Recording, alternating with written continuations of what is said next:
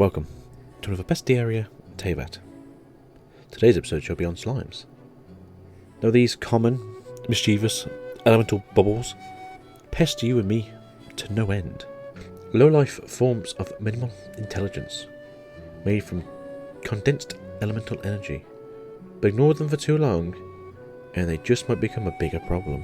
This is told to us in-game. Now, this references not only the whole don't procrastinate and get things done while you can, but also the life cycle of a slime. Slimes are simple enemies that are typically only a threat in large numbers. Being made of elemental energy, slimes are often immune to the damage of their own element.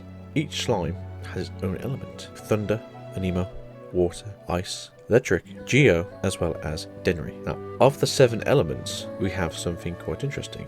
Pyro slimes, when defeated, will explode if we're not killed while wet. Cryo slimes will freeze the water that they walk on. Now, the issue with this is it can actually cause, I'm not sure if it's meant to be a glitch or if it's meant to be a bug within our characters, but if you touch the frozen platform and then you also touch water, you can freeze. Now, this doesn't happen all the time, this only happens occasionally, so take that with a grain of salt. Dendro slimes will ambush players by burrowing underground. It's quite easy to find the dendro slimes, as they tend to have a large bushy outcrop above where their main slime body is. A larger, more threatening slime is the giant slimes, and they will attack at a range by shooting a burst of 3 magical shots, like the worst Tommy gun you've ever seen. In addition to the ability they possess by their lesser brethren, some of the giant slimes have a different property. Anemo slimes will hover in the air and fire a burst of projectiles rather than trying to crush the player, but if you have a projectile character, as a bow user, you can shoot them while in there and they will burst. Geoslimes have a thick armour that can be easily broken by claymores, and other geos, as geo counter geos, or doesn't counter geos with geos. Yeah. Cryoslimes have an ice armour that is easily broken by claymores, or quickly mounted with pyro damage. I would recommend pyro damage over claymores though, as the fire damage does additional damage that a claymore can't do.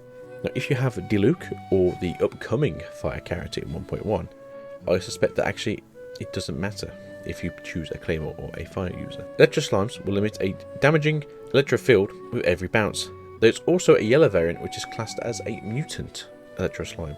These are normally paired with purple electro slimes, which is the non-mutated ones, and they will cause an electrical current between the two of them. The dendro slimes can spawn lesser slimes, and they will remain alive even after the giant slime has been defeated.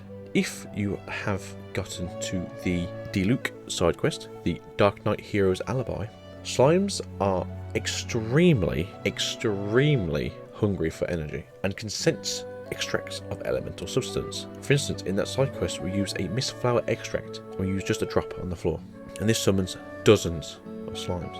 The reason being is that slimes can detect pure essence from miles away, so they can feed and get larger and get bigger. The giant slimes that we see in game are currently the biggest that we can find, but it wouldn't surprise me in the future that we have a giant slime boss like we do with the cryos and the hypostasis crystals. Another thing that I want to go over with the slimes is that you will normally find them around elemental properties. For instance, a group of fire slimes around the fire flowers. Same with the mist flower extracts. You'll generally find around the mist flower extracts either a abyss mage or a flower or even a frozen slime.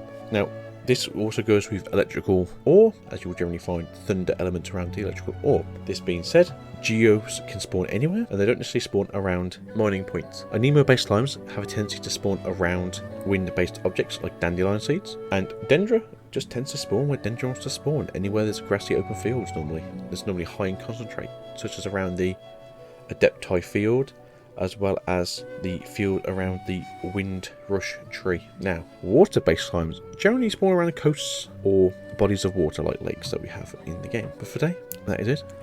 I've been the Genshin Custodian. Thank you for listening, and please enjoy the rest of the gameplay. See you in the next one. Leave a comment, leave a like, let me know what you guys want to see.